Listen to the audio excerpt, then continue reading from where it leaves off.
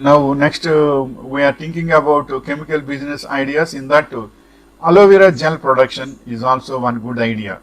Aloe vera is being used as the main ingredient for drinks, cosmetics, personal care and medical products worldwide. You can start this business on a small scale basis with low capital investment. Likewise, you can start this, but aloe vera, where is the raw material available? That is also you should see. And what sort of process is required for processing, which type of machinery is required for making all this, which type of skilled people is required. All these you should have a project report, then you can start it independently.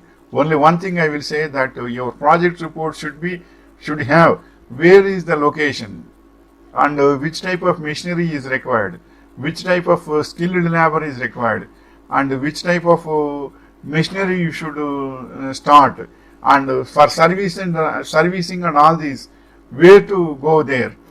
All these things, including their phone numbers, you should maintain. Not only that, for all these things, transportation is available or not. After that, all these things, aloe vera raw material, where it will be available, then you can purchase there. That is also you should have. All these things, if you have clear-cut idea and basic information you are having with phone numbers and all these, raw material is not one place. You should not depend on one place of aloe vera raw material.